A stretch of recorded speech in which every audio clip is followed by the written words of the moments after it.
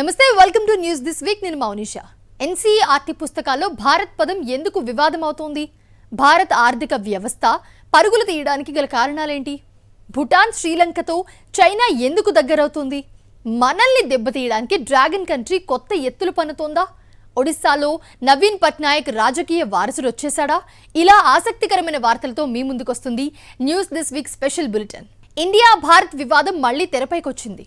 G20 శిఖరాగ్ర సమావేశాల ఆహ్వానాల్లో India బదులు ఆహ్వాన పత్రికల్లో భారత్ ముద్రించి వివాదానికి కారణమైంది కేంద్రంలోని నరేంద్ర మోదీ సర్కార్. తాజాగా పాఠ్య పుస్తకాల్లోనూ ఇండియాకు బదులుగా భారత్ పేరును ప్రతిపాదించింది ఎన్సీఈఆర్టీ. ఇండియా పేరును ఇలా మార్చాలని కేంద్రం ఎందుకు ప్రయత్నిస్తోంది? విపక్షాలు, మేధావులు ఎందుకు దీన్ని వ్యతిరేకిస్తున్నారు? ఇండియా భారత్ వివాదం మరోసారి తెరపైకి వచ్చింది.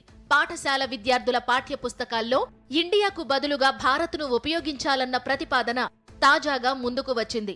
సిలబస్ మార్పునకు సంబంధించి ఎన్సీఈఆర్టీ ఏర్పాటు చేసిన ఉన్నత స్థాయి కమిటీ ఈ మేరకు సిఫార్సు చేయడం చర్చనీయాంశంగా మారింది.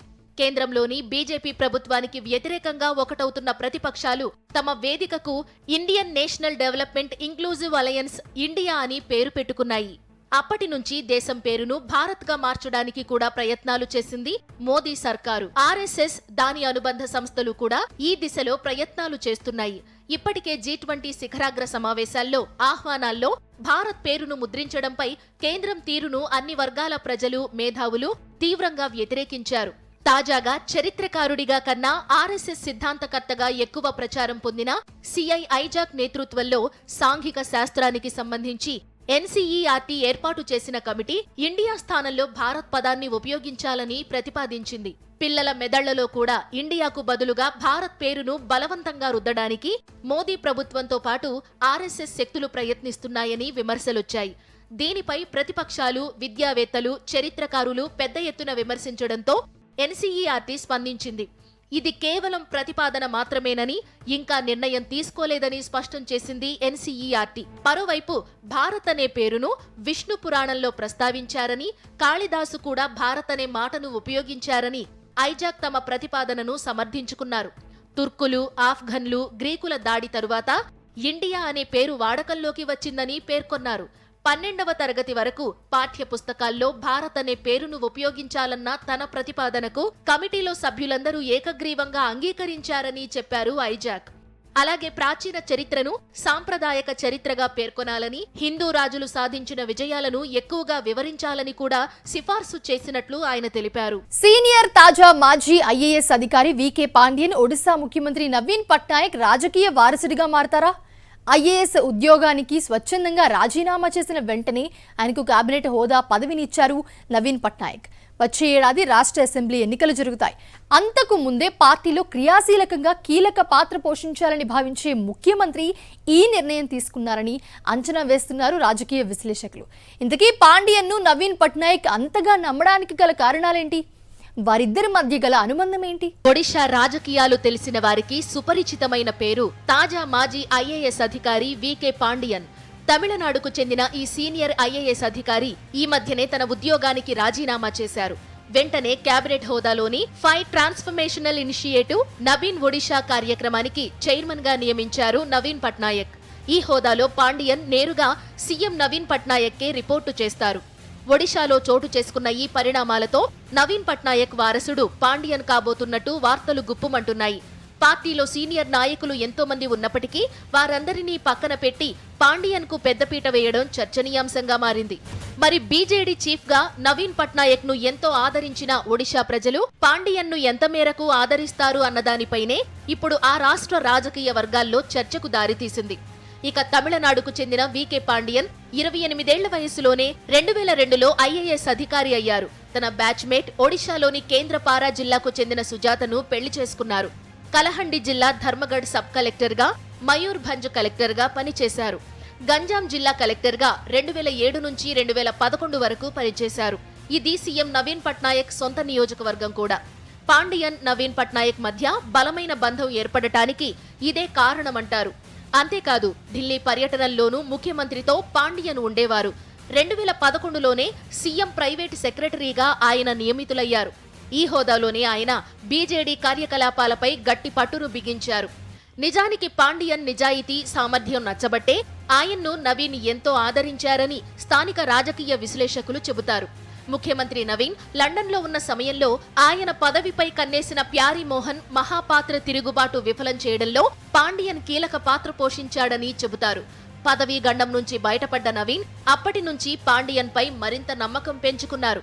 పైగా 77 నవీన్ పట్నాయక్ ఆరోగ్యంపైన ఆందోళనలు ఉన్నాయి. పెళ్లి చేసుకోని నవీన్ తన తరువాత రాజకీయ బాధ్యతలను పాండియన్ కు అప్పగిస్తారని టాక్ జోరుగా సాగుతోంది. ఇప్పటికే పాండియన్ రాష్ట్ర వ్యాప్తంగా 30 జిల్లాల్లో విస్తృతంగా పర్యటించారు. అన్ని అంశాలపైన అవగాహన పెంచుకున్నారు. ప్రజా సమస్యలు తెలుసుకుని వాటిని పరిష్కరించారు కూడా.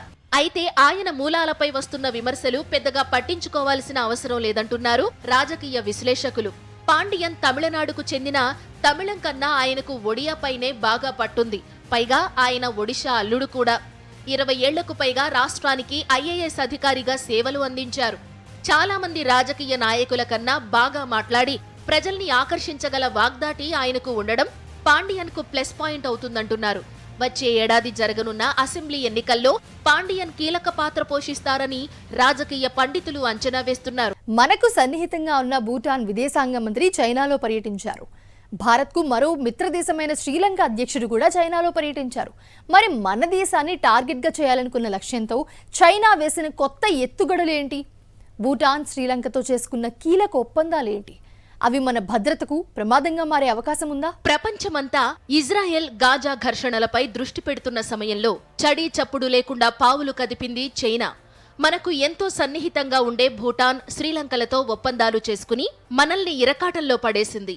తాజాగా భూటాన్ విదేశాంగ మంత్రి తాండీ దోర్జీ చైనాలో పర్యటించారు. దోర్జీతో చైనా ఉప విదేశాంగ మంత్రి సన్ వి డాంగ్ సంప్రదింపులు జరిపారు. 2 దేశాల సరిహద్దు వివాదాన్ని పరిష్కరించుకోవడానికి ఉమ్మడి సాంకేతిక నిపుణుల బృందం ఏర్పాటుకు అవగాహన కుదుర్చుకున్నారు. 2 దేశాల మధ్య దౌత్య సంబంధాలు ఏర్పాటు చేసుకోవాలని కూడా నిర్ణయించుకున్నారు ఇద్దరు నేతలు. అటు శ్రీలంక అధ్యక్షుడు విక్రమసింఘే కూడా చైనా వెళ్లి ఆ దేశం తలపెట్టిన బృహత్తర project belt and road initiative లో తమ దేశం పాలు పంచుకుంటుందని ప్రకటించారు. ఇందుకు సంబంధించిన అవగాహన ఒప్పందంపై త్వరలో సంతకాలవుతాయని సంయుక్త ప్రకటనలో చెప్పారు. భూటాన్, శ్రీలంక 2 సార్వభౌమాధికారం ఉన్న దేశాలు. తమ ప్రయోజనాలకు తగినట్టు అవి నిర్ణయాలు తీసుకుంటాయి. కానీ ఆ ఒప్పందాల పర్యవసానాలు భారత్ భద్రతతో ముడిపడి ఉండడం మనల్ని కలవరపరిచే అంశం. శ్రీలంక విషయాన్ని పక్కన పెడితే భూటాన్తో మనకు ప్రత్యేక అనుబంధం ఉంది. 2007 వరకు భూటాన్తో ఉన్న స్నేహ ఒడంబడిక ప్రకారం మన దేశం ఆమోదించిన 21 దేశాలతో మాత్రమే అది దౌత్య సంబంధాలు ఏర్పరుచుకునేది. యూపీఏ హయాంలో ఈ ఒప్పందం గడువు ముగిసింది. అయినా మన దేశం చొరవ తీసుకోలేదు. ఈలోగా ఆ ఒప్పందం కింద భూటాన్కి అప్పటి వరకు ఇచ్చే సబ్సిడీలు ఆగిపోవడం సమస్యలకు దారితీసింది. దీంతో ఆ దేశంలో ఒక్కసారిగా నిత్యావసర వస్తువుల ధరలు పెరిగిపోయాయి. నిజానికి భూటాన్ ఉత్తర సరిహద్దులో ఉన్న చంబీ లోయ ప్రాంతాన్ని తమకు ధారాదత్తం చేయమని చైనా కోరింది. కానీ అది భారత్ భద్రతకు సమస్యలు తెచ్చిపెడుతుందన్న ఒకే ఒక్క కారణంతో భూటాన్ తిరస్కరించింది. 2005లో భూటాన్ రాజు ఐచ్ఛికంగా రాచరిక ఆధిపత్యాన్ని వదులుకుని రాజ్యాంగబద్ధ పాలనకు దారులు వేశారు. ఆ తరువాత నుంచి భూటాన్ ఆలోచన మారింది. దేశానికి ఎక్కువ మేలు చేసే విదేశాంగ విధానం అనుసరించాలన్న అభిప్రాయం బలపడింది. కానీ 2017లో డోక్లాంలో చైనాతో వివాదం తలెత్తినప్పుడు భూటాన్ మన సాయమే తీసుకుంది. అయితే మన దేశం మరింత సాన్నిహిత్యంగా మెలిగి ఉంటే అది చైనా వైపు చూసేది కాదు.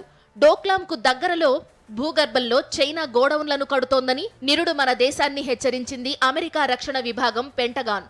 అంతేకాదు అక్కడికి దగ్గర్లోని 1-2 గ్రామాలను సృష్టించి ప్రజలను తరలించిందన్న వార్తలు కూడా వచ్చాయి. డోక్లాం ప్రాంతం భారత్, భూటాన్, చైనా సరిహద్దుల మధ్యలో ఉంది. అలాంటి చోట చైనా రోడ్డు నిర్మాణానికి పూనుకోవడం వల్ల 2017లో వివాదం తలెత్తింది. మన దేశం గట్టిగా అభ్యంతరాలు చెప్పడంతో చైనా వెనక్కు తగ్గింది. కానీ ఆనాటి నుంచి భూటాన్ను బుజ్జగించే ప్రయత్నాలు అది చేస్తూనే ఉంది. ఒక పక్క మనతో వాస్తవాధీన రేఖ దగ్గర ఏర్పడ్డ వివాదాల పరిష్కారానికి ఏమాత్రం సిద్ధపడకుండా చర్చల పేరుతో కాలయాపన చేస్తోంది. మరోపక్క భూటాన్తో మాత్రం దగ్గర కావడానికి చైనా ప్రయత్నించడంలో ఆ దేశం ఉద్దేశాలు తెలుసుకోవడం పెద్ద కష్టం కాదు. ఇటు శ్రీలంక కూడా మన అభ్యంతరాలను పట్టించుకోకుండా బీఆర్ఐ ప్రాజెక్టులో పాలు పంచుకోవాలని నిర్ణయించుకుంది. దీనికి సంబంధించిన ఒప్పందాన్ని ఖరారు చేసుకునేందుకు 2 పక్షాలు అంగీకరించాయి. హిందూ మహాసముద్ర ప్రాంతంలో మనల్ని దెబ్బతీసేందుకు చైనా చెయ్యని ప్రయత్నం లేదు. మనకు సన్నిహితంగా ఉండే దేశాలను రుణాల పేరుతో, భారీ ప్రాజెక్టుల పేరుతో తన వైపు తిప్పుకునేందుకు ప్రయత్నాలు చేస్తూనే ఉంది చైనా. అయితే భారీ పోర్ట్లు, రోడ్లు, ఎయిర్పోర్ట్లు కట్టడానికి తమ ఎగ్జిమ్ బ్యాంకు ద్వారా చైనా అందించిన రుణాలు లంకను కుంగదీశాయి. శ్రీలంక విదేశీ మారక ద్రవ్యం నిల్వలు చూస్తుండగానే తగ్గిపోయాయి. దేశ ఆర్థిక వ్యవస్థ చిన్నాభిన్నమైంది. ధరలు పెరిగిపోయాయి. నిత్యావసర వస్తువులకు కొరత ఏర్పడింది. వీటన్నింటి వల్ల నిరుడు తీవ్ర నిరసనలు పెల్లుబుకడంతో రాజపక్స సోదరులు, వారి కుటుంబ సభ్యులు దేశం విడిచి పారిపోవాల్సి వచ్చింది. ఆ సమయంలో మన దేశం శ్రీలంకకు తక్షణ ఆర్థిక సాయం అందించి ఆదుకుంది. అంతేకాదు, బీఆర్ఐ ప్రాజెక్టుకు అంగీకరించి చైనా ఇస్తున్న రుణాలకు ఆమోదముద్ర వేస్తే పరిస్థితి మళ్లీ మొదటికొస్తుందని కూడా మన దేశం శ్రీలంకను హెచ్చరించింది. నిరుడు దేశంలో సంక్షోభం తలెత్తినప్పుడు అమెరికా, బ్రిటన్, జర్మనీ, ఆస్ట్రేలియా లాంటి 20 దేశాలున్న ప్యారిస్ క్లబ్తో పాటు మన దేశం కూడా శ్రీలంకకు ఒక షరతు పెట్టింది. రుణాల చెల్లింపులో ఒకే విధమైన నిబంధనలు అనుసరించాలని, ద్వైపాక్షిక ఒప్పందం పేరుతో ఎవరికీ వెసులుబాటు ఇవ్వరాదని స్పష్టం చేశాయి. అయినా చైనా విషయంలో అందుకు భిన్నమైన మార్గాన్ని శ్రీలంక ఎంచుకుంది. ఇలాంటి పరిస్థితుల్లో మన దేశం జాగ్రత్తగా అడుగులేయాల్సి ఉంది. మన వ్యూహాత్మక ప్రయోజనాలను దెబ్బతీసే విధంగా చైనాతో ఎట్టి పరిస్థితుల్లోనూ ఒప్పందాలు కుదుర్చుకొనకూడదని శ్రీలంక, భూటాన్లకు నచ్చజెప్పాలి. మన వైపు ఏమైనా లోటుపాట్లుంటే ఆలస్యం లేకుండా సరిదిద్దుకోవాలి. సకాలంలో సరైన కార్యాచరణకు పూనుకుంటే మనకు సానుకూల వాతావరణం ఏర్పడటం పెద్ద కష్టం కాదని అంతర్జాతీయ వ్యవహారాల నిపుణులు చెబుతున్నారు. 35 ఏళ్లుగా ఆయన ఎన్నికల్లో పోటీ చేస్తూనే ఉన్నారు. ఇప్పటికీ 18 సార్లు పోటీ చేసినా ఒక్కసారి కూడా డిపాజిట్ రాలేదు. అయినా పట్టు వదలని విక్రమార్కుడిలా పోటీ చేస్తూనే ఉన్నారు. తాజాగా మధ్యప్రదేశ్ అసెంబ్లీ ఎన్నికల బరిలోకి 19వసారి దిగారు. ఇంతకీ ఆ నేత ఎవరు? ఎందుకు ఇన్నిసార్లు పోటీ చేస్తున్నారు? మధ్యప్రదేశ్లోని ఇండోర్కు చెందిన పరమానంద్ తోలాని అసెంబ్లీ ఎన్నికల్లో స్వతంత్ర అభ్యర్థిగా నామినేషన్ దాఖలు చేశారు. ఆయన ఎన్నికల్లో పోటీ చేయడం ఇది 19వసారి. 18 సార్లు ఎన్నికల్లో పోటీ చేసిన తోలాని ప్రతిసారి డిపాజిట్లు కోల్పోయారు. అయినా మరోసారి తన అదృష్టాన్ని పరీక్షించుకుంటున్నారు. 63 ఏళ్ల పరమానంద్ తోలాని రియల్ ఎస్టేట్ వ్యాపారి. ఎలాంటి రాజకీయ నేపథ్యం లేని కుటుంబం. పరమానంద్ తండ్రి ప్రింటింగ్ ప్రెస్ నడుపుతూ 30 ఏళ్ల పాటు పలు ఎన్నికల్లో పోటీ చేసి ఓటమి పాలయ్యారు. 1988లో ఆయన మరణానంతరం పరమానంద్ ఈ రివాజును కొనసాగిస్తున్నారు. 1989లో తొలిసారి ఎన్నికల బరిలో నిలిచిన ఆయన వరుసగా 35 ఏళ్ల పాటు అసెంబ్లీ, లోక్సభ, మేయర్ ఇలా పలు ఎన్నికల్లో పోటీ చేశారు. ఒకసారి మేజర్ ఎన్నికల్లో తన భార్యను కూడా నిలబెట్టారు పరమానంద్ తోలాని. వరుస పరాజయాలతో ఇండోర్ ధర్తీ పక్కడ్ అనే బిరుదును సొంతం చేసుకున్న పరమానంద్ ఈసారి ఇండోర్ 4వ నియోజకవర్గం నుంచి స్వతంత్ర అభ్యర్థిగా పోటీ చేస్తున్నారు. ఎన్నికల్లో గెలిస్తే 1000 చదరపడుగుల భవనాలపై ఆస్తి పన్ను మినహాయించడం సహా నగరపాలక సంస్థ వసూలు చేసే పన్నులను పూర్తిగా రద్దు చేస్తారంటూ హామీల వర్షం కురిపిస్తున్నారు. మరి ఈసారి ఆయన పరమానంద్ తోలాని గెలుస్తారా? కనీసం డిపాజిట్ అయినా దక్కుతుందా? తెలియాలంటే డిసెంబర్ 3 వరకు ఆగాల్సిందే. ఆర్థికంగా భారత్ దూసుకుపోతుంది. మరో 7 ఏళ్లలో ప్రపంచంలోనే 3వ అతిపెద్ద ఆర్థిక వ్యవస్థగా ఎదుగుతోంది ఇండియా. అమెరికా, చైనా తర్వాత స్థానంలోకి ఎగబాకనున్న భారత్ ఈ స్థాయికి ఎలా చేరింది? పెరిగిన జీడీపీతో దేశ ముఖచిత్రమే మారిపోతుందా? ఆర్థిక పండితులేమంటున్నారు అసలు? భారత్ ప్రపంచంలోనే 5వ అతిపెద్ద ఆర్థిక వ్యవస్థ అని చెబుతున్నాయి స్థూల దేశీయోత్పత్తి లెక్కలు. నిరుడు బ్రిటన్ను వెనక్కి నెట్టి మన దేశం ఆ హోదా దక్కించుకుంది. స్వయంగా అంతర్జాతీయ ద్రవ్యనిధి ఈ విషయాన్ని ధృవీకరించింది. భారత్ కన్నా ఒక మెట్టు పైనున్న జర్మనీ ఈ ఏడాది జపాన్ను ఆర్థిక ప్రగతిలో దాటేస్తుందని తాజా విశ్లేషణలు చెబుతున్నాయి. అయితే జర్మనీ, జపాన్లను దాటుకుంటూ ఇండియా 2030 సంవత్సరం నాటికి 3వ అతిపెద్ద ఆర్థిక వ్యవస్థగా ఎదుగుతుందని S&P గ్లోబల్ మార్కెట్ ఇంటెలిజెన్స్ తాజాగా అంచనా వేసింది. ఇండియా 3.5 లక్షల కోట్ల డాలర్ల ఆర్థిక వ్యవస్థగా ఉంది. మరో 7 ఏళ్లలో 7.3 లక్షల కోట్ల డాలర్లకు భారత్ ఎదుగుతుందని ఆర్థిక కథనాలు వస్తున్నాయి. అప్పటికి మన దేశానికన్నా అమెరికా, చైనా మాత్రమే ముందుంటాయి. నిజానికి ఇది సంతోషించదగ్గ పరిణామమే అని చెప్పొచ్చు. కానీ లోతుగా విశ్లేషిస్తే ఎన్నో కోణాలు ఆవిష్కృతమవుతున్నాయి. జీడీపీ వృద్ధి రేటును ప్రాతిపదికగా తీసుకుంటే ఇండియా చకచకా దూసుకెళ్తున్నట్టు కనిపిస్తోంది. తలసరి స్థూల దేశీయోత్పత్తిని లెక్కిస్తే గనుక భారత్ దిగువ మధ్య ఆదాయ దేశంగానే లెక్క తేలుతోంది. తలసరి రాబడి లెక్కల ప్రకారం అయితే 140 కోట్లకు పైబడిన జనాభా ఉన్న భారత్ G20 కూటమిలో అత్యంత పేద దేశమన్నది కాదనలేని సత్యం. 2018 నాటికి దేశంలో ఆకలితో అలమటిస్తున్నవారు 19 కోట్లని లెక్క తేల్చింది ఆక్స్ఫామ్ నివేదిక. అయితే ఈ సంఖ్య గత ఏడాది నాటికి 35 కోట్లకు విస్తరించినట్లు ఆ రిపోర్టు స్పష్టం చేసింది. షెడ్యూల్డ్ కులాలు, తెగల కుటుంబాలు చాలా వరకు నాణ్యమైన వ్యక్తిగత పారిశుద్ధ్య సౌకర్యాలకు కూడా దూరంగా ఉంటున్నట్టు కూడా ఆ నివేదిక పేర్కొంది. వైద్య సదుపాయాల విషయంలోనూ ఇలాంటి దుర్భర పరిస్థితులే ఉన్నాయి. ఇక కోవిడ్ సంక్షోభం తరువాత రోజూ కూలీల వేతనాలు పెరిగాయి. కానీ అదే స్థాయిలో ద్రవ్యోల్బణం కూడా విజృంభించింది. దీనివల్ల నిరుపేదల నికర ఆదాయాల్లో కుంగుదల స్పష్టంగా కనిపిస్తోంది. జీడీపీ రేసులో దేశం దూసుకుపోతున్నామని గర్వపడుతున్నా సాధారణ జనం మాత్రం తీవ్ర ఇక్కట్లు పాలవుతుండడం ఆందోళన కలిగిస్తోంది. అంతేకాదు, దేశ సంపద కొంతమంది కుబేరుల దగ్గర మాత్రమే ఉంటే దేశం ముఖచిత్రం మారిపోదు కదా. దేశం ఐశ్వర్యవంతం అవ్వడమంటే సామాన్యుల బతుకుల్లో వెలుగులు నిండాలి, ఎక్కువ మందికి ఆదాయం ఉండాలి, వారి జీవన ప్రమాణాలు మెరుగుపడాలి. అప్పుడు మాత్రమే దేశం అభివృద్ధి చెందినట్లన్నది ఆర్థిక శాస్త్రవేత్తల అభిప్రాయం. దేశం ధనవంతమైనది కానీ ప్రజలు మాత్రం పేదలే అన్న నానుడి నిజం చేస్తూ కింది స్థాయిలో దుర్భర పరిస్థితులు నెలకొన్నాయి. వ్యవసాయ ప్రధాన దేశంలో ఇప్పటికీ పండిన పంటలకు గిట్టుబాటు ధర రావడం లేదు. దీంతో వారంతా అప్పుల్లో కూరుకుపోతున్నారు. పెరిగిపోతున్న వైద్యం ఖర్చులు ఇబ్బడి ముబ్బడిగా పెరిగిపోతుండటంతో ఏటా సగటున 6 కోట్ల మందికి పైగా జనం పేదరికంలో కూరుకుపోతున్నారని లెక్కలు చెబుతున్నాయి. జీడీపీ పెరుగుదలలో వృద్ధి సాధిస్తున్నా అది కోట్లాది మంది జీవితాల్లో వెలుగుల్ని నింపలేకపోయింది. పోషకాహారం లేక కోట్లాది మంది అనారోగ్యం పాలవుతున్నారు. వీటికి విరుగుడుగా ఉపాధికి ఢోకా లేని వాతావరణం దేశంలో ఉండాలి. పౌష్టికాహారం అందరికీ అందాలి. అప్పుడే మానవాభివృద్ధి సూచీలో అట్టడుగునున్న ఇండియాకు మంచి రోజులు వచ్చినట్టుగా చెప్పుకుంటాం. ప్రజలందరికీ ఆరోగ్యకరమైన జీవనం, భద్రమైన భవిష్యత్తు సమకూర్చినప్పుడే అసలు సిసలైన దేశాభివృద్ధి సాధ్యమవుతుందని ఆర్థికవేత్తలు ఆశాభావాన్ని వ్యక్తం చేస్తున్నారు. అయోధ్యలో భవ్య రామ మందిర ప్రారంభోత్సవానికి ముహూర్తం ఖరారైంది. నిర్మాణ పనుల్లో వేగం పెంచింది శ్రీరామ జన్మభూమి తీర్థక్షేత్ర ట్రస్ట్. ఈ ఏడాది చివరి నాటికి ప్రధాన ఆలయం పనులు పూర్తి చేయనుంది.